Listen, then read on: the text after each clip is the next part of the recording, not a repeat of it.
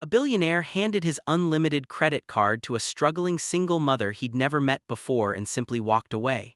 47 minutes later, his phone buzzed with a transaction alert. It wasn't groceries, it wasn't rent, it wasn't even a meal for her hungry children. It was something that made his hands tremble as he stared at the screen. In that instant, he realized this woman had just made a choice that would either restore his faith in humanity or confirm his darkest suspicions about people. What happened next would change both their lives forever, revealing secrets neither of them saw coming. Where are you watching from? Drop your location in the comments below. The morning sun hadn't yet broken through the gray clouds hanging over downtown Seattle when Vincent Carter stepped out of his penthouse suite. His leather shoes clicked against the marble floor of the lobby as doormen rushed to open the heavy glass doors. Vincent barely noticed them. After building a tech empire worth $3 billion before his 35th birthday, he'd grown numb to the privileges that surrounded him like invisible walls. His driver waited by the black sedan, engine purring softly in the chilly March air. Vincent waved him off. "I'll walk today, Samuel." The driver's eyebrows lifted slightly, but he nodded. In 7 years of service, he'd learned that when Mr. Carter wanted to walk, asking questions only delayed the inevitable. Vincent pulled his cashmere coat tighter and started down Fifth Avenue. The streets were beginning to wake up. Coffee shops opened their doors, releasing warm, vanilla-scented air into the cold morning. Business people rushed past, clutching briefcases and speaking urgently into phones. Nobody looked at anyone else. Everyone moved like programmed machines, Vincent thought, himself included. He'd been feeling empty lately, hollow, like all the success and money had filled his bank accounts but drained something essential from his chest. His therapist called it a crisis of meaning. Vincent called it Tuesday. 3 blocks from his building, he passed a narrow alley between a bakery and a dry cleaner. Something made him pause. Maybe it was the sound. A child's voice, small and frightened, saying, "Mama, I'm so hungry." Vincent turned into the alley. What he saw stopped him completely. A woman sat on flattened cardboard boxes pressed against the brick wall. She couldn't have been older than 30, but her face carried lines that spoke of years beyond her age. Her clothes were clean but worn thin, patched in several places with mismatched fabric. 2 children huddled against her, a boy who looked about 7 and a girl no older than 5. They wore jackets too light for the Seattle cold, and their small faces were pale and drawn. The woman was dividing a single granola bar into 3 pieces with careful, deliberate movements. Her hands shook slightly, whether from cold or hunger, Vincent couldn't tell. "Here, sweetheart," she said softly to the little girl, handing her the smallest piece. "Eat slowly so it lasts longer." "But Mama, you need to eat too," the boy protested, his voice cracking. "I ate yesterday, sweetie, I'm fine. You two are growing, you need the food more." Vincent knew a lie when he heard one. He'd told enough of them in boardrooms to recognize the particular tone people used when protecting others from painful truths. The woman suddenly looked up, sensing his presence. Her eyes went wide with alarm. She pulled her children closer, a protective gesture that was both instinctive and heartbreaking. "I'm sorry," she said quickly. "We're not causing trouble. We'll move if this is your property. We're just resting for a moment before we go to the shelter. They open at 9. Vincent raised his hands slowly, palms out. No, you're fine, I was just walking." The woman studied him with intelligent brown eyes that held both wariness and exhaustion. She took in his expensive coat, his perfectly styled hair, the Rolex on his wrist that cost more than most people earned in a year. "Can I help you with something?" Vincent asked, immediately feeling stupid. Of course she needed help. The question was insulting in its obviousness. "We're okay," the woman said, lifting her chin slightly. Pride, Vincent realized. She had so little, but she still had her dignity. The little girl started coughing, a deep, rattling sound that made Vincent's chest tighten. The woman rubbed her daughter's back in slow circles, murmuring comfort while worry creased her forehead. "That cough sounds bad," Vincent said. "It's just a cold, it'll pass," another lie delivered with a mother's desperate hope. Vincent made a decision. He reached into his coat pocket and pulled out his wallet. The woman's expression immediately closed off. "I don't want charity," she said firmly. "We're not beggars." "I can see that," Vincent replied. He pulled out a black credit card, the kind with no spending limit, the kind that opened doors to private jets and exclusive islands. "But I want to offer you something different, not charity, an experiment." The woman frowned confused. Vincent stepped closer slowly, telegraphing his movements so he wouldn't frighten the children. He held out the card. Take this, use it for 24 hours, buy whatever you need, whatever you want. Tomorrow morning at this exact time, meet me here and give it back. The woman stared at the card like it might bite her. Is this some kind of joke? Are you filming this for the internet? No cameras, no tricks, I'm serious. Vincent paused, trying to find words for feelings he barely understood himself. I have everything and it means nothing. You have nothing, but you have them. He nodded toward the children. I want to see what someone like you would do with unlimited resources for one day, that's all, call it curiosity. Curiosity? The woman's voice held disbelief. You're handing a stranger a credit card worth who knows how much because you're curious. Yes. You're insane. Probably, Vincent admitted, but the offer stands, 24 hours, no strings, no expectations. The woman looked at her children. The little girl had stopped coughing, but her breathing was shallow and wheezy. The boy watched his mother with eyes that had learned to hope for nothing. What if I max it out? The woman asked. What if I disappear and you never see me again? Then I'll know something about human nature I didn't know before, Vincent said. And honestly, I can afford it, but something tells me you won't disappear. You don't know me. No, but I saw you split one granola bar 3 ways and give yourself nothing. That tells me plenty. The woman's hand trembled as she reached for the card. Her fingers closed around it slowly like she expected it to vanish. When it remained solid in her grip, she looked up at Vincent with an expression he couldn't quite read. Disbelief, hope, fear. My name is Rachel, she said quietly. Rachel Brooks, these are my kids, Tyler and Penny. Vincent Carter, he didn't offer to shake hands. It felt too formal, too much like a business transaction when something else entirely was happening. Why are you really doing this? Rachel asked. Vincent thought about his empty penthouse, his empty life, the hollow feeling that all his success couldn't fill. Maybe I need to remember that money can actually mean something, that it can be more than just numbers in an account. Rachel stood up slowly, helping her children to their feet. They leaned against her, small and fragile. She looked at the card again, then at Vincent. 24 hours, she confirmed. 24 hours, tomorrow same time, same place.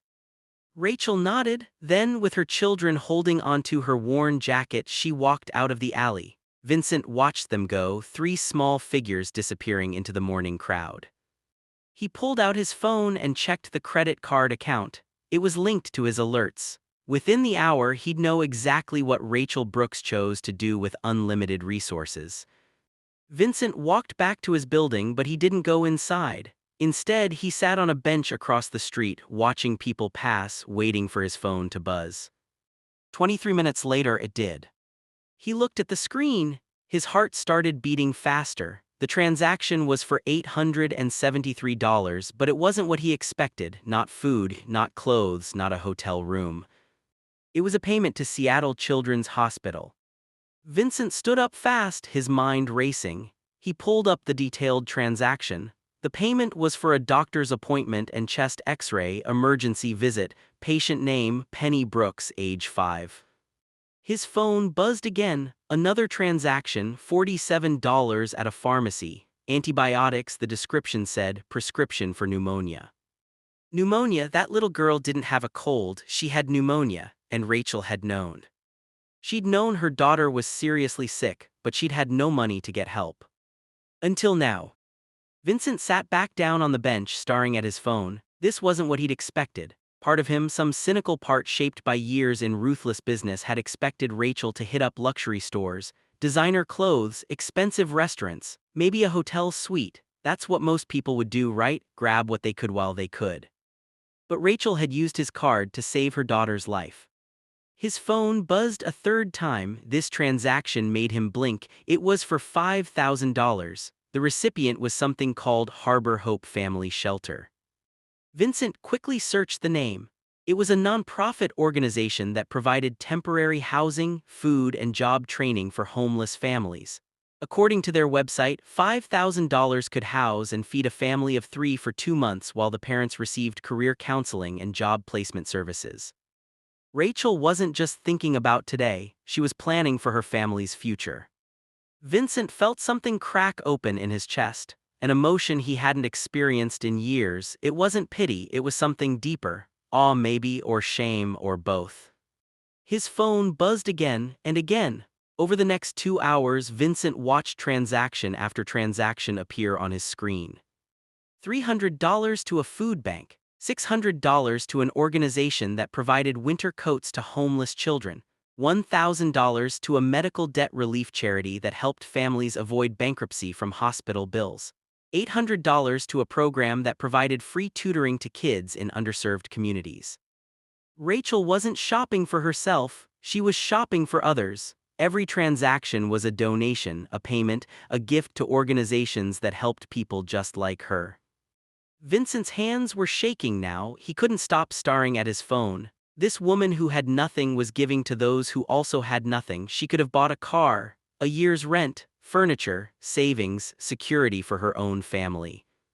Instead, she was trying to lift everyone up with her. By noon, Rachel had spent $73,000. Not 1 cent had gone to luxury items, not one purchase was frivolous. Every transaction was purposeful, generous, focused on helping others survive and thrive. Vincent stood up from the bench. He needed to find her, he needed to understand, he needed to ask how someone who had suffered so much could still have so much compassion. He started walking, pulling up the hospital address on his phone. Seattle Children's Hospital was 14 blocks away. He could be there in 20 minutes if he walked fast. His phone buzzed again. Vincent glanced down, expecting another donation. What he saw made him stop in the middle of the sidewalk, causing 3 people to nearly crash into him. The transaction was for $98,000. The recipient was listed as Everett Psychiatric Care Facility patient account. Patient name Thomas Brooks. Vincent's mind raced. Thomas Brooks, same last name as Rachel, husband, brother, father. He quickly searched the facility name. It was a long-term mental health treatment center that specialized in severe trauma and PTSD. According to their website, they provided intensive therapy, medication management, and rehabilitation for patients who couldn't function in normal society due to psychological injuries. The payment Rachel had just made covered 1 full year of treatment. Vincent stood frozen on the sidewalk, people flowing around him like water around a stone. Who was Thomas Brooks, and why had Rachel used nearly $100,000 to pay for his care? His phone buzzed one more time. This transaction was small, just $63. It was from a grocery store. The itemized receipt showed bread, milk, eggs, peanut butter, fruit, and vitamins. Finally, Vincent thought, finally she bought something for herself. But when he looked at the delivery address, his breath caught. The groceries weren't being delivered to a hotel or an apartment. They were being delivered to the alley, the same alley where Vincent had found Rachel and her children that morning. Even now, even with unlimited money at her fingertips, Rachel was still planning to sleep in that alley tonight. Vincent started running. He didn't care about the stares from people on the street. He didn't care about his expensive shoes pounding against the concrete. He just ran, his coat flying behind him, his breath coming in harsh gasps. He had to find Rachel. He had to understand. He had to know why someone with every reason to be selfish, to grab everything she could for herself, was instead giving it all away. 14 blocks had never felt so long. When Vincent burst through the hospital doors, a security guard stepped forward. "Sir, you need to slow down." "I'm looking for someone," Vincent panted. "A woman, early 30s, brown hair, 2 kids, a little girl named Penny. She would have come in for an emergency appointment." The guard's expression softened slightly. "Family." Vincent hesitated, then he lied. "Yes, I'm worried about them." The guard studied him for a long moment, taking in his expensive clothes and obvious wealth. Finally, he nodded toward the elevators. "3rd floor, pediatric emergency care, but visiting hours are strict, and if you're not immediate family." Vincent was already moving toward the elevators. On the 3rd floor, he found a waiting area filled with worried parents and restless children. His eyes scanned the room desperately. There, in the corner, Rachel sat with Tyler pressed against her side. Penny was nowhere to be seen. Vincent walked over slowly. Rachel looked up and shock flashed across her face. "Vincent, what are you doing here?" I saw the transactions, he said, sitting down in the plastic chair next to her. The hospital, the shelter, all of it. Rachel, what you're doing. I know what you think, Rachel interrupted. Her voice was tired but firm. You think I'm being stupid, that I should be buying things for my kids, securing our future, not giving money away to strangers. No, Vincent said quietly, that's not what I think at all. Rachel looked at him with those intelligent eyes searching for deception. Then what do you think? I think you're the most remarkable person I've ever met. Rachel's expression crumbled, tears spilled down her cheeks before she could stop them. Tyler looked up at his mother in alarm, but she hugged him close, shaking her head to tell him she was okay. You don't understand, she whispered. 2 years ago I had everything, a good job, a nice apartment, a husband who loved me. Then he deployed Marines, Afghanistan. When Thomas came back, her voice broke. He wasn't the same person. The things he saw, the things he had to do, they broke something inside him. He started having violent episodes, nightmares. He couldn't tell what was real and what was memories. One night he nearly hurt Tyler during a flashback. He was horrified when he realized what had almost happened. The next day he checked himself into the VA hospital. He said he'd rather die than risk hurting his children. Vincent felt like someone had punched him in the stomach. Rachel continued, words tumbling out like she'd been holding them back for too long. The VA did what they could, but he needed more intensive care. The kind that costs money we didn't have. I tried to work 2 jobs while taking care of the kids, but Thomas needed constant supervision. The medical bills piled up. Then I lost my job because I kept missing shifts to handle emergencies with Thomas. We lost our apartment, lost everything. I had to choose between paying for Thomas's care or feeding my children. So you chose your children, Vincent said softly. I had to, but Thomas, he's still in there, Vincent. The man I married, the father my children adore, he's just trapped inside his own mind. Today, when you gave me that card, I thought maybe I could save him, maybe I could give my kids their father back. That's why you paid for a year of treatment at Everett. Rachel nodded, wiping her eyes. They specialize in military PTSD. They have a program that's supposed to work miracles, but it costs money, so much money. When I saw I could actually afford it, fresh tears came. I called them immediately. Thomas can start next week. Vincent's throat felt tight, and the donations, the shelter payment, all the rest. I've lived on the streets for 8 months, Rachel said. Do you know how many people I've met? How many families are out there just like us? Good people who made no mistakes except being poor, kids who go to bed hungry every night, parents who work 3 jobs and still can't afford a safe place to sleep. I couldn't just help myself and walk away from them. I couldn't. But what about you? Vincent asked. What about your kids? You spent almost $200,000 today and you're still planning to sleep in an alley. Rachel managed a small, sad smile. The shelter I paid into has a 6-week waiting list. We're on it. The groceries will tide us over until we get in. And Penny, her voice caught. Penny's going to be okay. The doctor said if we'd waited even 2 more days, the pneumonia could have, but we didn't wait. Because of you, we didn't have to wait. A nurse appeared in the doorway. Mrs. Brooks, Penny's awake and asking for you. Rachel stood up immediately, then paused and looked back at Vincent. I'll return your card tomorrow morning. Every penny I spent will be documented. I kept receipts of everything. I promise I didn't abuse your trust. Vincent stood up too. Rachel, wait, I don't want the card back. She frowned, confused.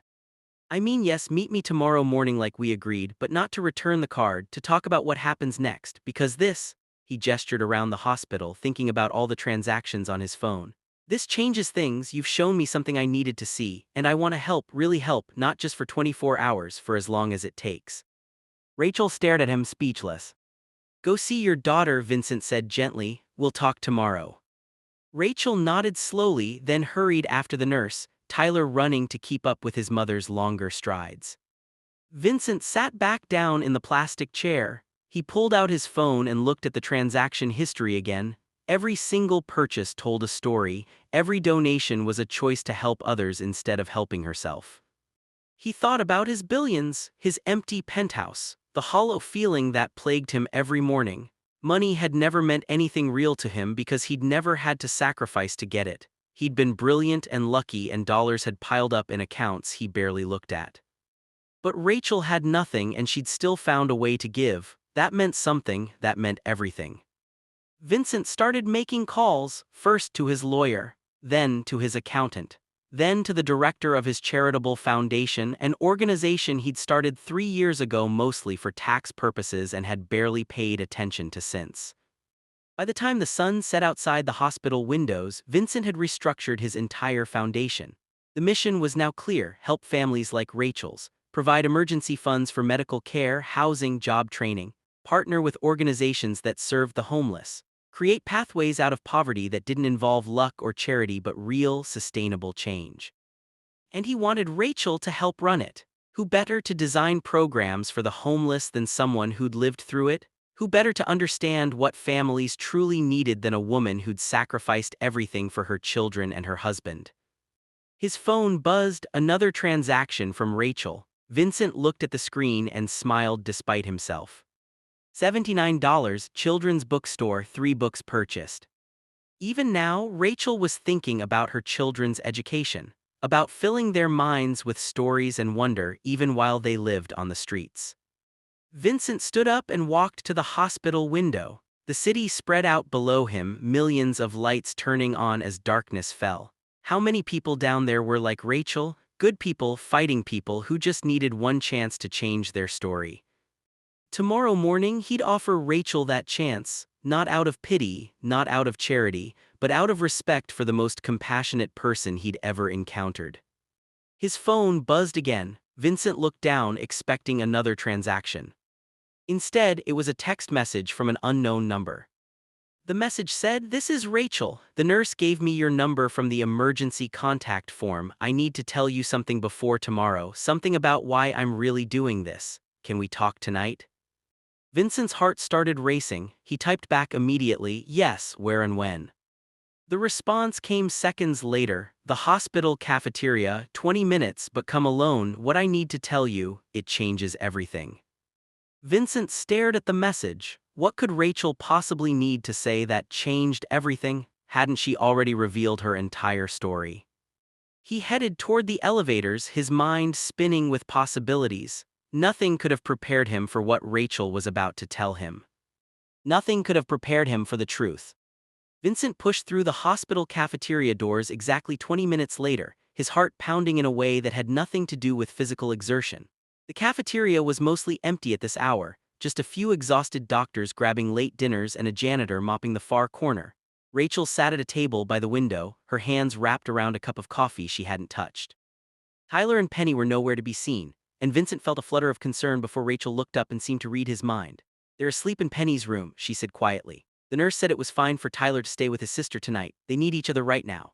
Vincent sat down across from her, studying her face in the harsh fluorescent light. She looked older somehow, more worn than she had that morning in the alley, as if the day's events had finally caught up with her body. Her hands trembled slightly around the coffee cup, and Vincent noticed for the first time how thin her fingers were, how prominent the bones of her wrists. "You said you needed to tell me something," Vincent prompted gently. "Something that changes everything." Rachel nodded slowly, her eyes fixed on the untouched coffee. When she finally spoke, her voice was barely above a whisper. "I lied to you this morning, not about Thomas or the kids or losing everything, that was all true. But I lied about why I was in that alley, why I was in that specific alley on that specific street at that specific time." Vincent leaned forward, confusion creasing his forehead. "I don't understand." Rachel finally looked up at him, and Vincent was startled by the intensity in her eyes. "I know who you are, Vincent Carter. I've known since the moment you walked into that alley. I recognized you immediately." The words hit Vincent like cold water. You knew. "I worked for you," Rachel said. 4 years ago, I was a junior software developer at Carter Technologies, 3rd floor, East Wing. I worked there for 18 months before Thomas deployed. You probably walked past my desk 100 times and never noticed me. Why would you? I was nobody, just another employee in a building full of them." Vincent's mind raced backward, trying to place her face among the thousands of people who'd worked for him over the years. He came up empty. Rachel saw his blank expression and smiled sadly. "Don't feel bad. I didn't expect you to remember, but I remembered you. I remembered the company meeting where you announced the new Veteran Hearing Initiative. You stood on that stage and talked about how America owed a debt to its soldiers, how Carter Technologies would always prioritize hearing veterans and their families. You said any employee with a spouse in active military service would have guaranteed job security and additional support during deployment. You said we were family." Her voice cracked on the last word. "I believed you, Vincent. When Thomas deployed, I believed your promises. I believed the company would take care of me." Vincent felt dread pooling in his stomach. "What happened?" Rachel took a shaky breath. "Thomas came back broken. The nightmares started immediately. He'd wake up screaming, sometimes violent, always terrified. I tried to manage it alone at first, but it got worse. I started missing work for his VA appointments for emergency calls when he had episodes. My supervisor was understanding at first, then the missed days added up. 3 months after Thomas came home, HR called me in. They said I was being terminated for excessive absences and failure to meet performance standards. I tried to explain about Thomas, about the veteran family support program you'd announced. They said that program had been discontinued due to budget restructuring. They gave me 2 weeks severance and walked me out that day. Vincent felt sick. He'd announced that program himself during an acquisition phase when the company was flush with cash and good publicity. Then he'd handed the implementation over to his operations team and never followed up. He'd been too busy with the next deal, the next acquisition, the next billion-dollar play. He'd forgotten about it entirely. Rachel, I swear I didn't know they'd discontinued it. I know you didn't, Rachel said, and there was no anger in her voice, only exhaustion. That's the point, Vincent, you didn't know because you didn't need to know. You made a promise that sounded good in a speech, then you moved on to more important things. The promise meant everything to people like me, but to you it was just words, just another PR move to make the company look good. Vincent wanted to defend himself, to explain that he couldn't oversee every program personally, that he had thousands of employees and dozens of initiatives to manage. But the words died in his throat because Rachel was right. He'd made that promise and then forgotten about it. He'd let it die without even noticing. After I lost my job, everything collapsed, Rachel continued. We burned through our savings in 6 weeks, medical bills for Thomas, rent, food, basic necessities. I applied everywhere but nobody wanted someone with a gap in their employment and a need for flexible hours. Thomas got worse. The free VA services weren't enough. He needed intensive care we couldn't afford. We lost our apartment, lost our car, lost everything. 8 months ago, we ended up on the streets. I found places for the kids and me to sleep, shelters when we could get in, alleys when we couldn't. And the whole time I kept thinking about your speech, about your promises, about how Carter Technologies was supposed to be family. She finally lifted the coffee cup to her lips and took a small sip. 2 weeks ago, I did something desperate. I wrote you a letter, not an email, an actual letter. I spent $3 I didn't have on nice paper and a stamp. I poured out everything. About Thomas, about the kids, about how we'd ended up here. I reminded you of the veteran family program, of your promises. I asked for help, not money, just a chance, a job, any job, so I could start rebuilding our lives. I mailed it to your corporate office, marked it personal and urgent. Vincent's hands clenched into fists under the table. I never saw any letter. I know. I'm sure it got screened out by some assistant before it ever reached your desk. Just another sob story from another desperate person. But here's what you need to understand, Vincent. When you found me in that alley this morning, it wasn't an accident. I've been waiting outside your building every morning for 5 days. I researched your habits, your routines. I knew you lived in that penthouse. I knew that sometimes you walked instead of taking your car. I positioned myself where you'd see me. Where you'd see my kids. I wanted you to notice us. The revelation crashed over Vincent like a wave. You planned this, the whole encounter. It was staged. Not staged, Rachel corrected. Strategic. My situation is real. My children's hunger is real. Penny's pneumonia is real. Thomas's suffering is real. I didn't fake anything. But yes, I put myself in your path deliberately. I wanted you to see what your broken promises looked like. I wanted you to see the family you'd forgotten about. Vincent sat back in his chair, his mind reeling.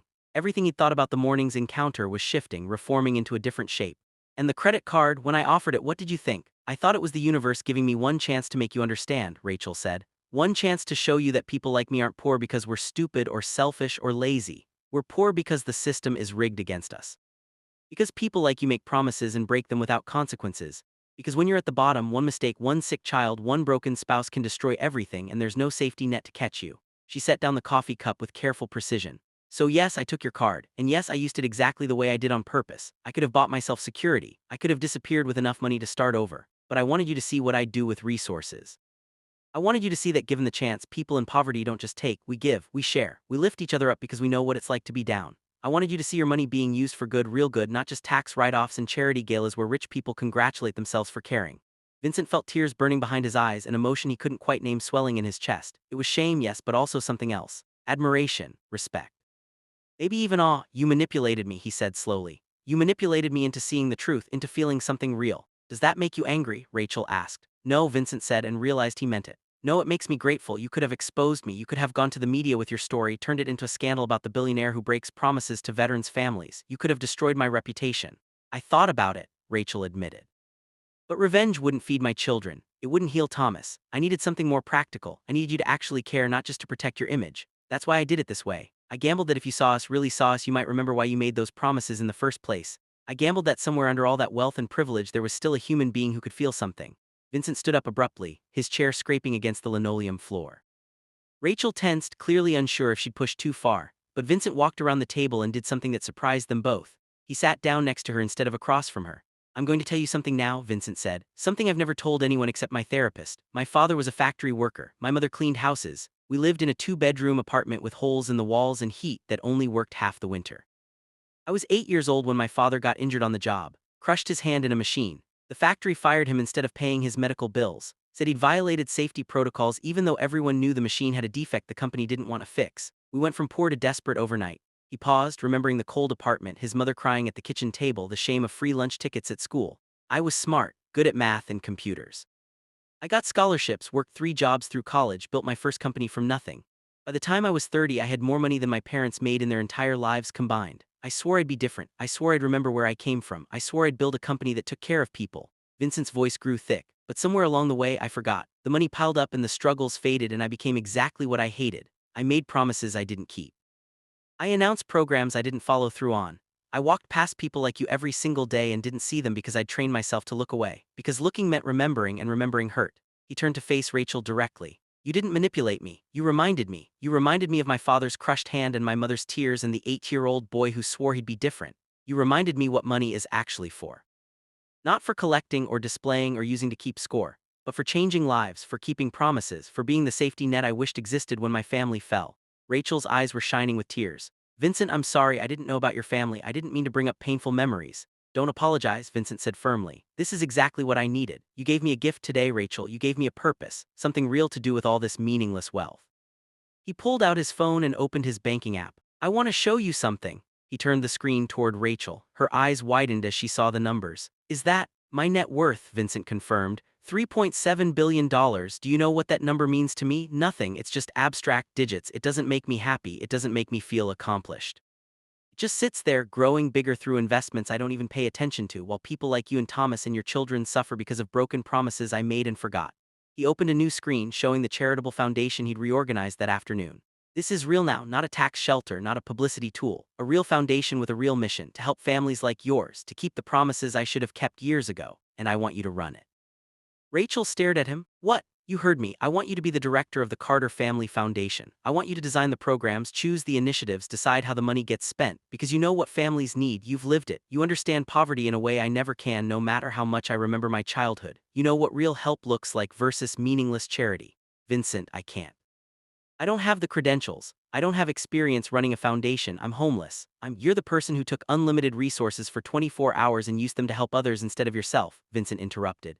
You're the person who planned for weeks to make me see the truth. You're strategic, compassionate, intelligent, and you understand the population we're trying to serve. Those are the only credentials that matter. Everything else you can learn. Rachel shook her head slowly, overwhelmed.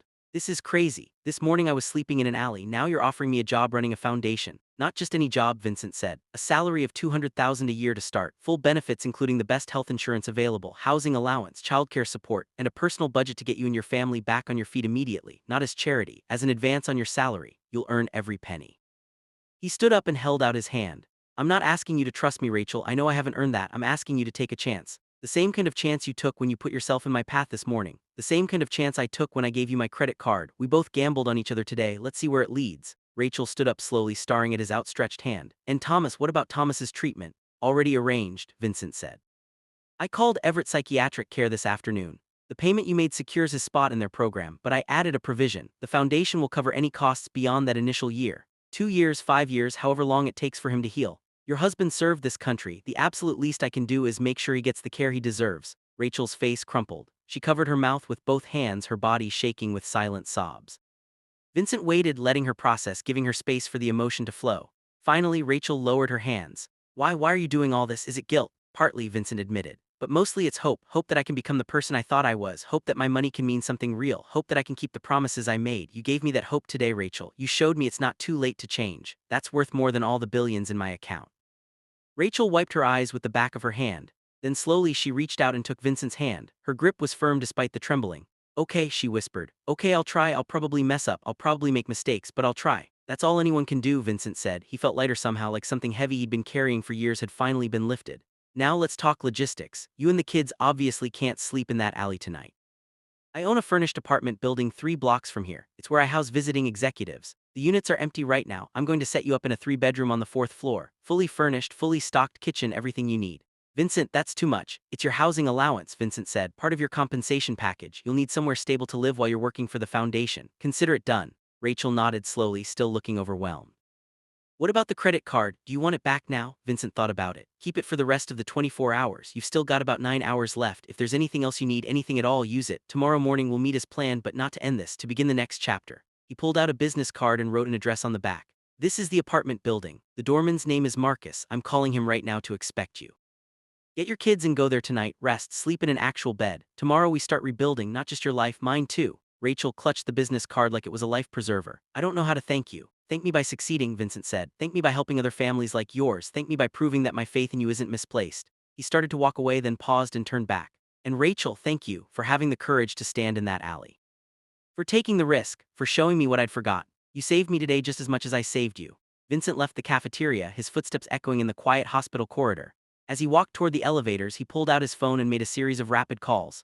First to the apartment building doorman, then to his personal assistant with instructions to have the apartment stocked with clothes for Rachel and the children, toys for the kids, toiletries, everything a family would need. He called his lawyer and instructed him to draw up employment contracts immediately. He called his accountant and had $50,000 transferred to a new account in Rachel's name for immediate expenses. He was so absorbed in his calls that he almost missed the woman standing by the elevator. She was elderly, probably in her 70s, wearing a volunteer smock with the hospital logo. She clearly overheard his conversations because she was smiling at him with knowing eyes. That was a good thing you did back there, she said. Helping that young family. Vincent felt embarrassed. You were listening. Old people are invisible in hospitals, the woman said with a chuckle. We see and hear everything. I've been volunteering here for 20 years. I've seen a lot of suffering, a lot of families destroyed by circumstances beyond their control. It's rare to see someone step up the way you just did. I'm just trying to fix my mistakes, Vincent said. The woman's smile faded slightly. A word of advice if you'll take it from an old busybody, Vincent nodded. Always, be careful making promises you can't keep. That young woman has been hurt enough by broken promises. She's taking a leap of faith with you. She's bringing her children into this leap. If you fail her again, if this turns out to be just another false hope, it might break something in her that can't be fixed. Good intentions aren't enough. You have to follow through. You have to be there not just today, not just tomorrow, but 6 months from now when the novelty wears off and it's just hard work. Can you do that? The question hit Vincent hard. Could he? How many projects had he started with enthusiasm and abandoned when they became difficult or boring? How many initiatives had he launched and forgot? The volunteer seemed to read his thoughts. The fact that you're hesitating tells me you're thinking about it seriously. That's good. Just remember, this isn't about money. Money is easy for you. This is about showing up, about being consistent, about treating Rachel and her family like they matter every single day, not just when you're feeling guilty or inspired. I'll remember, Vincent said quietly. See that you do. The elevator dinged and the doors opened. The volunteer stepped inside, then held the door for Vincent. You coming? Vincent shook his head. I think I'll walk. I need to think. The volunteer nodded approvingly. Good man. The doors closed, leaving Vincent alone in the hallway. He turned and walked back toward the cafeteria windows, looking out at the city lights. Somewhere down there, in alleys and under bridges and in shelters and cheap motels, were thousands of people like Rachel. Good people, smart people, people who'd made no mistakes except being poor in a system designed to keep them that way. Vincent pulled out his phone and looked at the foundation account he'd established. He'd seeded it with $50 million that afternoon. It was a start, but money alone wouldn't fix the problem. The volunteer was right. It required showing up. It required consistency. It required turning good intentions into sustained action. He thought about Rachel's confession. She'd manipulated him, yes, but strategically. Brilliantly, she'd understood something profound, that facts and statistics wouldn't change his heart. But seeing real people, real suffering, real children going hungry, that might break through his walls. She'd been right. Vincent's phone buzzed, a text from Rachel. Marcus, let us into the apartment. Vincent, it's beautiful. Penny is crying because she's never seen a bedroom this nice. Tyler found the toys you sent and asked me 3 times if they're really for him. I don't know what to say except thank you. Thank you for seeing us. Thank you for caring. Thank you for giving us hope. Vincent felt tears running down his face, surprising himself. When was the last time he'd cried? Years, maybe a decade, but standing in that hospital hallway, reading about a little girl crying over a simple bedroom, something broke open inside his chest. This was what money was for, this moment, this feeling, not the houses or cars or private jets or any of the other meaningless status symbols he'd accumulated, but this, the knowledge that he'd changed someone's life, that a little girl who'd been sleeping in an alley would go to bed in a safe, warm room. That mattered, that meant everything. Vincent typed back quickly. You're welcome, sleep well tonight, all of you. Tomorrow we start changing the world, one family at a time. He sent the message, then pulled up his calendar. Tomorrow morning after meeting with Rachel, he had a board meeting scheduled for Carter Technologies. Good, he had some announcements to make, some programs to reinstate, some promises to keep. He started walking toward the elevator, his steps purposeful now. As he rode down to the ground floor, he thought about the volunteer's warning. She was right to be skeptical. Vincent's track record wasn't great when it came to following through on humanitarian efforts, but something was different this time. Something had shifted in his chest when he watched Rachel split that granola bar 3 ways, when he saw her give to others despite having nothing herself, when she looked him in the eye and called out his broken promises without anger, just exhausted truth. He couldn't undo the past. He couldn't go back and keep the promises he'd made 4 years ago, but he could start now. He could show up today and tomorrow and the day after that. He could turn his wealth into something that mattered. As Vincent stepped out into the cool Seattle night, he made himself a promise. Not a public promise announced at a company meeting. Not a press release or a charitable initiative designed for good publicity. A private promise, spoken only to himself in the darkness. He promised to show up for Rachel and her family. He promised to rebuild the Veterans Support Program and make it permanent. He promised to use his foundation to create real, lasting change for families in poverty. And most importantly, he promised to remember, to never again let success make him blind to suffering, to never again walk past someone in need because it was easier to look away. Vincent pulled out his phone one last time and looked at the credit card transactions from Rachel's day. Each one told a story. Each one was a choice to help instead of hoard. He saved screenshots of every transaction, then set them as a rotating background on his phone. A reminder, a memorial to the day he remembered what mattered. As he walked home through the city streets, Vincent Carter felt something he hadn't felt in years. Purpose. Real, solid, undeniable purpose. And tomorrow, the real work would begin. Vincent arrived at the alley at exactly 7 in the morning, the same time he'd encountered Rachel 24 hours earlier. The cardboard boxes were still there, flattened against the brick wall like artifacts from another life. Vincent stood looking at them, marveling at how much had changed in a single day. The morning air was cold and crisp, carrying the scent of fresh bread from the bakery next door. He checked his phone. No new transactions since midnight when Rachel had finally stopped spending. The final total was just over $300,000, every cent accounted for, every purchase documented, every choice a small miracle of compassion. Vincent heard footsteps and turned to see Rachel approaching, but something was wrong. She was alone, no Tyler, no Penny, and her face carried an expression Vincent couldn't quite read. Fear, determination, both. "Where are the children?" Vincent asked immediately, concern flooding through him.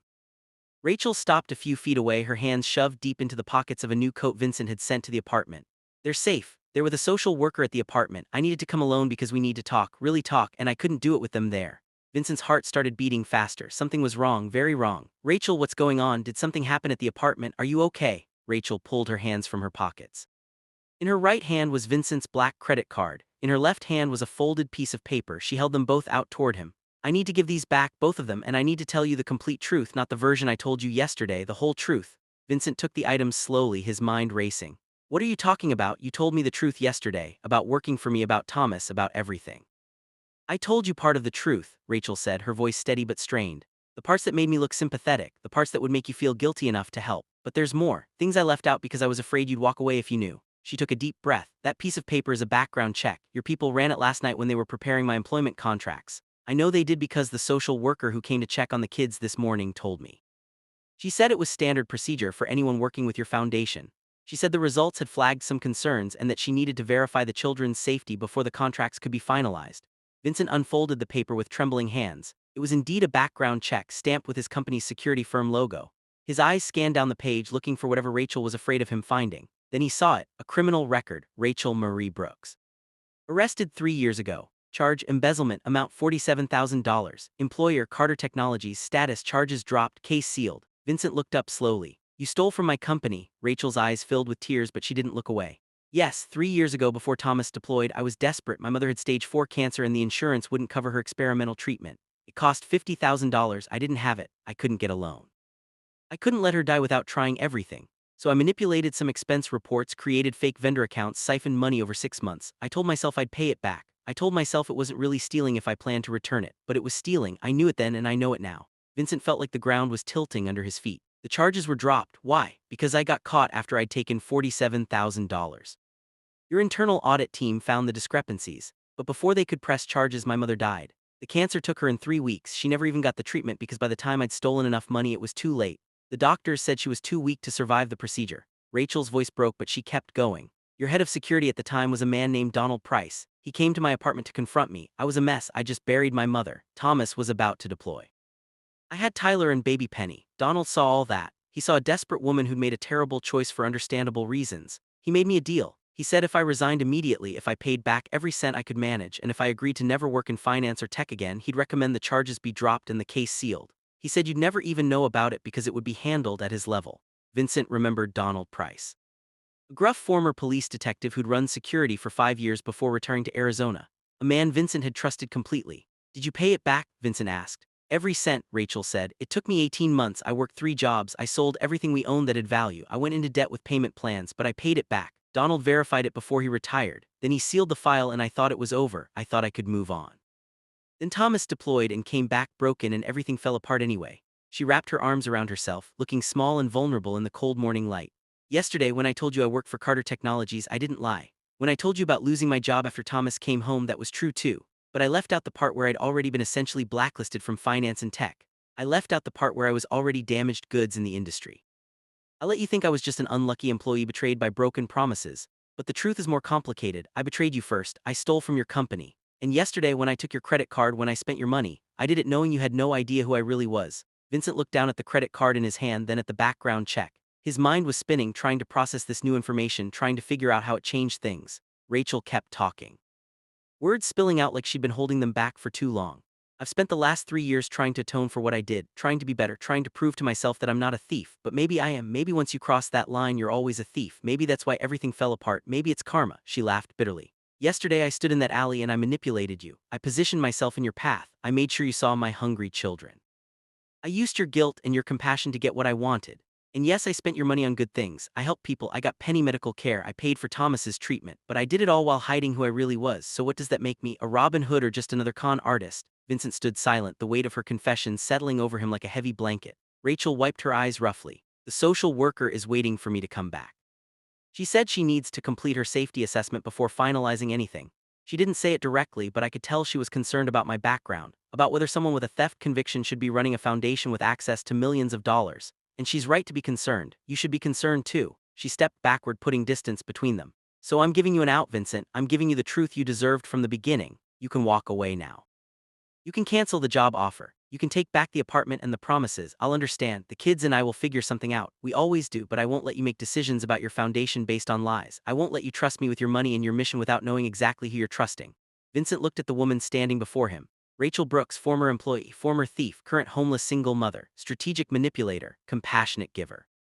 Complex human being who defied easy categorization. He thought about everything she'd told him, the sick mother, the desperate theft, the payback, the sealed case, the continued suffering despite trying to make things right. He thought about his own father fired after his injury, his own family pushed to the edge by corporate callousness, his own rise to wealth built partly on ruthlessness he preferred not to examine too closely. Can I ask you something? Vincent said finally.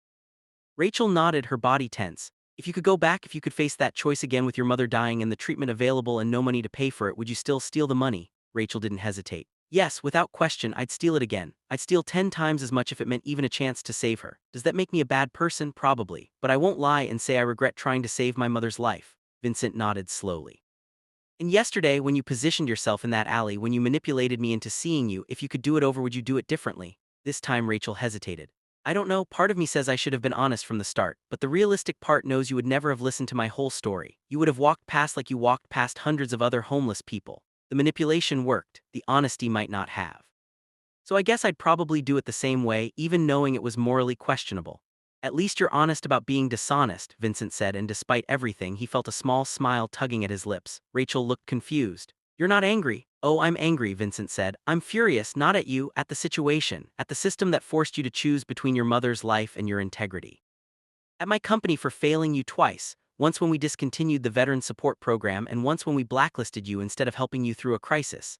At myself for being so disconnected from my own employees that I never knew any of this was happening under my nose. He walked closer to Rachel, closing the distance she'd created. But here's what I'm not angry about. I'm not angry that you stole to try to save your mother. I'm not angry that you positioned yourself in my path yesterday. I'm not angry that you spent my money helping others. And I'm not angry that you're standing here right now telling me the truth even though it costs you everything you gained yesterday. Do you know why? Rachel shook her head, tears streaming down her face. Because you paid it back, Vincent said. You stole $47,000 and you could have run, you could have disappeared.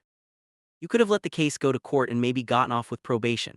But you took responsibility. You worked 3 jobs, you sold everything, you paid back every cent. That tells me more about your character than the theft does. People make desperate choices in impossible situations, but not everyone makes them right afterward. You did. He held up the background check. This document, it doesn't scare me, it tells me you understand consequences. It tells me you know what it's like to make hard choices. It tells me you've lived in the gray areas where most poor people exist, where every option is bad and you just have to choose the least terrible one. Those are exactly the experiences I need in someone running a foundation for struggling families. You understand them because you are them. Rachel was openly sobbing now. Vincent, you can't mean that. You can't just overlook this. I'm not overlooking it, Vincent said. I'm acknowledging it and choosing to move forward anyway. Do you want to know what I really learned from this background check? I learned that Donald Price was a better man than I gave him credit for. He saw a desperate mother and he chose mercy over punishment. He gave you a second chance, and you earned it. You paid back the money. You tried to rebuild your life. The fact that circumstances kept knocking you down afterward doesn't erase the fact that you kept getting back up. Vincent pulled out his phone and made a call. Rachel watched confused as he put it on speaker. A woman's voice answered. Mr. Carter, this is Susan Mills from Family Services. I'm at the apartment with Rachel Brooks's children. Have you had a chance to review the background check concerns? I have, Vincent said, and I want to be absolutely clear. The concerns are noted but they don't change anything. Rachel Brooks is hired as director of the Carter Family Foundation effective immediately.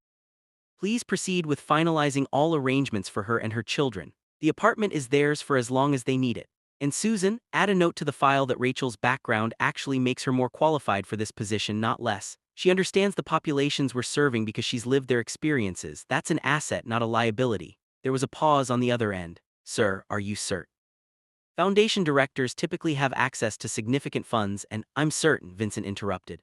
Rachel Brooks has proven herself more trustworthy with my money in 24 hours than most people prove in years. She had unlimited access to my credit card and used it to help others. That's the only qualification that matters to me. Make it happen, Susan. Yes, sir, I'll complete the paperwork immediately. And Mr. Carter. For what it's worth, I think you're making the right call. Those kids adore their mother, and after spending the morning with them, I can tell she's raised them with strong values despite their circumstances. That says a lot. Vincent ended the call and looked at Rachel, who had collapsed against the brick wall, her body shaking with relief and disbelief. Why, she whispered. Why are you doing this? After everything I just told you, why would you still trust me? Vincent crouched down beside her, his expensive coat dragging on the dirty alley ground. Because yesterday you showed me what real wealth looks like. Not money, not power, but compassion, generosity, the ability to think beyond yourself even when you have nothing. I've met 1,000 wealthy people, Rachel. I've worked with philanthropists and charity organizers and foundation directors. Most of them are playing a game. They donate for tax breaks or social status or to feel good about themselves. They keep the poor at arm's length. They write checks but they don't actually care. He gestured around the alley. You slept here, you lived this. You know what poverty actually means, not as an abstract concept but as a daily reality. You know what families need because you've needed it yourself. And when given the chance, you didn't hoard or grab or take, you gave, even knowing you might never get another chance, you gave. That's not something that can be taught. That's character, that's integrity. And that's exactly what I need. Rachel reached out and grabbed Vincent's hand, holding it tight. I won't let you down, I swear. I'll work harder than anyone. I'll prove you were right to trust me. I know you will, Vincent said, but Rachel, I need you to understand something. This isn't about proving anything to me. This is about you taking your experiences, your pain, your mistakes, your struggles, and turning them into something that helps others. You've earned a second chance. Now use it to give second chances to other people who need them. Rachel nodded, unable to speak. Vincent stood up and helped her to her feet. Come on, let's get you back to your children. They're probably worried. As they walked out of the alley together, Vincent's phone buzzed. He glanced at it and stopped walking. What is it? Rachel asked. Vincent stared at his screen, his expression unreadable. Then he started laughing, not a small chuckle but a deep, genuine laugh that surprised them both. What's so funny? Rachel asked. Vincent turned his phone toward her. It was an email from his head of legal. The subject line read, Urgent, Donald Price deathbed letter. Vincent opened the email and read it aloud. Mr. Carter, this letter was delivered to our office this morning with instructions that it be opened only in the event that Rachel Brooks was ever hired by any Carter company or foundation. It's from Donald Price, written 6 months before his death last year. He apparently left it with his attorney with specific instructions. I'll forward the full letter, but here's the key section. Vincent, if you're reading this, it means Rachel Brooks has somehow crossed your path again. Good, I'm not a man who believes in fate, but I believe in second chances. When I caught Rachel stealing 3 years ago, I saw a woman who'd made one terrible choice for a good reason. I gave her mercy because I thought she deserved it, but I also kept tabs on her. I watched her pay back every cent. I watched her try to rebuild her life. I watched her struggle with her disabled veteran husband and her sick children. I watched her end up on the streets despite doing everything right, and I realized something. She didn't just deserve mercy, she deserved opportunity, but I was retired and sick and I couldn't give it to her, so I'm hoping you can. Rachel Brooks is one of the good ones, Vincent. One of the people who makes bad choices for good reasons and then takes responsibility. We need more people like her in positions of power, not fewer. So whatever brought her back into your orbit, don't let her slip away. She's worth investing in. Trust an old cop's instincts on this one. And Rachel, if you somehow see this letter, know that I never regretted giving you that second chance. You earned it, now go earn the next one. Signed, Donald Price. Vincent finished reading and looked at Rachel. She was crying again, but this time with a smile on her face. He kept tabs on me, she said through her tears. He watched me, a Apparently he never really let you go, Vincent said softly. He was waiting for the right moment to bring you back, he just didn't live long enough to do it himself, so he left this letter, hoping somehow we'd find our way to each other. Rachel shook her head in wonder. That's impossible, that's too coincidental. Is it? Vincent asked. You positioned yourself in my path. Donald left a letter to be opened if you were hired. Both of you believed in second chances. Both of you believed in redemption. Maybe it's not coincidence. Maybe it's just two good people refusing to give up on you until you found your way back. They stood in silence for a moment, processing the weight of Donald's final gift to Rachel. Then Vincent's phone buzzed again. This time it was a text from his assistant. Sir, urgent. Thomas Brooks called from Everett Psychiatric Care. He's requesting to speak with you before his treatment begins. He says it's about Rachel and the children. He sounds lucid and calm but insistent. What should I tell him? Vincent showed the text to Rachel. Her face went pale. Thomas called you. How does he even know your name? I don't know, Vincent said, but I think we need to find out. Will you come with me to Everett? We can pick up the kids on the way. Rachel nodded slowly. Yes. If Thomas is having a lucid moment, I want to be there. Those moments are rare lately. But Vincent, you should know, Thomas isn't always rational. Sometimes he says things that don't make sense. Sometimes he gets confused about who people are and what's happening. Please don't judge him by what you see today. I won't, Vincent promised. They took Vincent's car to the apartment, picked up Tyler and Penny, who squealed with joy at seeing their mother, and then drove 40 minutes to Everett Psychiatric Care Facility. The building was modern and clean, surrounded by gardens and walking paths designed to be calming. Nothing like the grim institutions Vincent had imagined. A therapist met them at the entrance. Ms. Brooks, Mr. Carter, Thomas is waiting in the family conference room. I should warn you, he's very agitated today. Not violent, just emotional. He's been talking about something he needs to confess. We're not sure what triggered it, but he refused to start his treatment until he spoke with both of you. They left Tyler and Penny in the children's play area with a staff member and followed the therapist down a quiet hallway. Through a window, Vincent saw Thomas Brooks for the first time. He was younger than Vincent expected, maybe 32 or 33, with the rigid posture of military training still visible despite his obvious emotional distress. His hands shook as he paced the small room. When Rachel entered, Thomas froze. Rachel, oh God, Rachel, they told me you came. They told me you paid for a year of treatment. They told me a billionaire is helping our family. It's him, isn't it? It's Vincent Carter. Yes, Rachel said softly. Thomas, this is Vincent. He's the one who's helping us. He's giving me a job. He's giving us a place to live. He's making sure you get the treatment you need. Thomas looked at Vincent, and the expression on his face was anguished. I know who you are, Mr. Carter. I know everything about you. And I need to tell you something before this goes any further, something Rachel doesn't even know. Rachel frowned. Thomas, what are you talking about? Thomas sat down heavily in a chair, his head in his hands. When he looked up, tears were streaming down his face. 7 years ago, before I enlisted, I worked for Carter Technologies. I was in the IT department, low-level tech support. You wouldn't remember me, but I remember you, Mr. Carter. I remember the day you announced the Veterans Support Program. I remember thinking that's why I wanted to join the Marines, because I worked for a company that actually cared about veterans. Because I thought if anything happened to me, my family would be taken care of. Vincent felt ice forming in his stomach. 7 years ago, I was in the system that discontinued that program, Thomas continued. I was one of the junior developers who got the email saying to remove the veteran support infrastructure from the HR portal. I flagged it to my supervisor. I said this was wrong, that Mr. Carter had promised this program would be permanent. My supervisor said orders came from above. He said the program was too expensive. He said to just do what I was told. Thomas's voice grew stronger, more urgent. But I couldn't let it go. I sent an email directly to your office, Mr. Carter. A detailed email explaining that the veteran support program was being gutted despite your promises. I sent it to every executive email address I could find. I flagged it urgent. I marked it for your personal attention. I thought surely if you knew you'd stop it. Vincent's mind was reeling. I never got that email. I know, Thomas said bitterly, because someone intercepted it, someone in your executive chain. 2 days after I sent it, I was called into HR. They said my access to executive communication was a security violation. They said I'd overstepped my authority. They gave me a choice, resign immediately or be fired for insubordination. I was 23 years old. I was terrified. I resigned. He looked at Rachel, his expression full of guilt and pain. I never told you any of this, Ratch. I was ashamed. I told you I quit to enlist, that I wanted to serve my country. That was partly true, but the whole truth was I got pushed out because I tried to save a program that could have helped military families like ours would become. And then the universe played a sick joke. I enlisted, I deployed, I came back broken. And our family became exactly the kind of family that program was supposed to help. The program I tried to save. The program that got me fired. Rachel was staring at her husband in shock. Why didn't you ever tell me this? Because I was ashamed, Thomas repeated. Because I felt like I'd failed. Because every time I had an episode, every time I saw you struggling to take care of me and the kids, I thought about how different things might have been if that program had existed. If I'd succeeded in getting Mr. Carter's attention, but I didn't, and our family paid the price. He turned to Vincent, his eyes pleading. So you see, Mr. Carter, I don't deserve your help. I'm the one who failed. I tried to do the right thing and I gave up too easily. I took the easy way out, I let them silence me, and now you're helping us anyway and I can't live with the guilt of accepting your charity without you knowing the truth. You need to know that I worked for you, that I tried to reach you, that I failed. Vincent sat down slowly, his legs suddenly weak. 7 years ago, an email about the veteran program being discontinued. An email he never saw. A young employee pushed out for trying to do the right thing. Another broken promise, another failure, another person hurt by his inattention. Thomas, Vincent said carefully, do you remember who you sent that email to? Which executives? Thomas nodded. I remember every name, I've remembered them for 7 years, I can write them down if you want. Please, Vincent said. Thomas pulled out a small notebook from his pocket, the kind they give patients in psychiatric facilities. He wrote quickly, then tore out the page and handed it to Vincent. Vincent looked at the list of names, 5 executives, he recognized all of them. 3 had retired, 1 had been fired for unrelated misconduct, and 1 still worked for him as chief operating officer, Gerald Morrison. Vincent's jaw clenched. Gerald had been with the company for 12 years, he was efficient, ruthless, and focused on the bottom line above all else. Vincent had always valued those traits. Now he saw them differently. Gerald Morrison, Vincent said aloud, he intercepted your email, he discontinued the program, he pushed you out.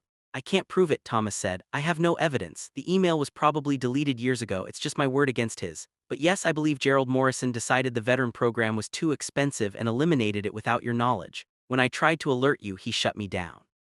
Vincent pulled out his phone and called his head of IT security. I need you to do a deep forensic search of all company emails from 7 years ago. Search for keywords, Veteran Support Program discontinuation, Thomas Brooks. I want everything recovered, including deleted items. I don't care how long it takes or how much it costs. I want it done today. He hung up and looked at Thomas. If Gerald Morrison intercepted that email, if he discontinued that program without my authorization, if he pushed you out for trying to alert me, then he's going to answer for it. All of it. Thomas shook his head. Mr. Carter, that's not why I told you this. I didn't tell you to get revenge. I told you because you deserve to know the truth before you invest in our family. You deserve to know that I was part of your company, that I failed to save a program that might have saved us. I told you so you could make an informed choice about whether we're worth helping. Vincent stood up and walked over to Thomas. He held out his hand. Thomas Brooks, you did not fail. You tried to do the right thing at 23 years old with no power and no protection. You tried to reach me. The fact that corrupt executives intercepted your message isn't your failure, it's mine. I built a company where people like you got pushed out for trying to do right. I created an environment where a good employee's concerns could be silenced. That's on me, not you. Thomas hesitantly shook Vincent's hand. But I gave up, I resigned, I didn't fight harder. You were a kid, Vincent said firmly. A kid facing down corporate power. The fact that you tried it all shows more courage than most people ever find. And then you enlisted and served your country and came home carrying wounds that aren't your fault either. You didn't fail, Thomas. The system failed you. I failed you, and I'm going to spend the rest of my life making sure no one else gets failed the same way. Rachel was crying silently, watching her husband and Vincent. Tyler and Penny had somehow slipped away from the play area and were peeking through the door, sensing something important was happening even if they didn't understand what. Vincent saw them and smiled. Come here, kids, come meet your dad. Tyler and Penny ran to Thomas, who gathered them in his arms with a sob. Daddy's going to get better, he whispered to them. Daddy's going to come home, I promise. Vincent turned to Rachel. This changes everything and nothing, everything because now I understand the full scope of how badly my company failed your family. Nothing because you're all still getting the help you need. If anything, this makes me more committed. Your family has been betrayed by Carter Technologies twice. I won't let it happen a third time. Rachel crossed the room and hugged Vincent tightly. Thank you. For everything, for seeing us, for caring, for refusing to give up on us. Vincent hugged her back, then stepped away and addressed them all. Here's what's going to happen. Thomas, you start your treatment here today. We're extending the funding to cover as long as you need, no limits. Rachel, you start at the foundation Monday. We'll work around your schedule so you can visit Thomas and take care of the kids. Tyler, Penny, you're going to get enrolled in a good school with a great program for military families. And all of you are going to have stability and safety and the support you should have had 7 years ago. He pulled out his phone again. And Gerald Morrison is going to find out what happens when you betray my trust and harm good people. Even if we can't find those deleted emails, I can still fire him for current incompetence, for building a corporate culture that silenced whistleblowers, for prioritizing profits over the values I thought we stood for. Vincent made one more call, this time to his board chair. Margaret, I need an emergency board meeting this afternoon. We're going to discuss restructuring our entire HR and ethics compliance system. We're going to reinstate the Veteran Support Program, this time with protections that prevent it from being discontinued. And we're going to create a whistleblower protection policy that ensures no employee ever gets punished for trying to do the right thing. I'll send the full agenda in an hour. He hung up and looked at the Brooks family all together in one room for the first time in months. You gave me a gift yesterday, Rachel. You showed me that wealth without compassion is meaningless. Today you've given me another gift. You've shown me that my company has problems I didn't know existed. That my inattention has costs I never considered. That broken promises ripple out and destroy lives. I can't fix the past, but I can fix the present, and I can make damn sure the future is different. Thomas stood up, still holding his children. Mr. Carter, I don't know how to thank you. Thank me by healing, Vincent said. Thank me by being the father your children deserve. Thank me by one day telling your story to other veterans so they know they're not alone. Turn your pain into purpose. That's the only thanks I need. As Vincent drove back to Seattle later that day, leaving the Brooks family together at Everett for Thomas's first therapy session, he thought about the twisted path that had led them all to this moment. Rachel's theft, her mother's death, Thomas's deployment, the broken promises, the manipulated encounter, Donald Price's mercy and his deathbed letter, Thomas's intercepted email. 7 years of suffering that might have been prevented if Vincent had just paid attention. It was too much to be coincidence, too interconnected. Like the universe had been trying for years to bring these people back into Vincent's orbit, giving him chance after chance to make things right, waiting for the moment when he was finally ready to see what was right in front of him. His phone buzzed with a text from Rachel. Thomas is doing well. The therapists say he's a good candidate for recovery. Thank you for giving us hope. Thank you for giving us our lives back. We won't waste this chance. Vincent smiled and typed back. You already proved you won't waste it. Now rest, build your family, start your new life. Monday we change the world one family at a time. As he pulled up to his penthouse building that evening, Vincent saw Samuel waiting by the car. Mr. Carter, welcome home. Shall I park the car? Vincent shook his head. Actually, Samuel, how long have you worked for me? Samuel looked surprised. 7 years, sir. Why do you ask? In 7 years. Have I ever asked about your family, your life, anything beyond your job? Samuel hesitated. No, sir, but that's not unusual for employers. It should be, Vincent said. Tomorrow you and I are having coffee, real coffee where we sit down and you tell me about your life. And then we're going to do the same with every employee I interact with regularly. Because I've learned something important. I can't change the world if I don't see the people right in front of me. Samuel smiled, genuine warmth in his expression. I'd like that, Mr. Carter, I'd like that very much. Vincent went up to his penthouse, but for the first time in years it didn't feel empty. It felt like the beginning of something real, something that mattered. He pulled out his phone and looked at the screenshots of Rachel's transactions one more time. Every donation, every choice to help instead of hoard, every decision to lift others even from the bottom. That was the person he wanted to be. Not the richest man in the city, but the man who used his riches to create ripples of good that spread far beyond what he could see. Vincent made himself a promise, the same one he'd made the night before, but deeper this time, more real. He promised to show up, to pay attention, to see people, to keep promises, to build a company and a foundation and a life that actually mattered. And he promised to never forget the woman who slept in an alley with her children and still found the compassion to help others. The woman who'd manipulated him into remembering his own humanity. The woman who turned 24 hours of unlimited resources into a masterclass in generosity. Rachel Brooks had saved Vincent Carter's soul with a credit card and a choice. Now it was his turn to save others. One family at a time, one broken promise repaired at a time, one life at a time. The work started tomorrow, but tonight Vincent Carter finally slept peacefully, knowing his wealth finally meant something, knowing his life finally had purpose, knowing that sometimes the people who have the least teach the most about what really matters.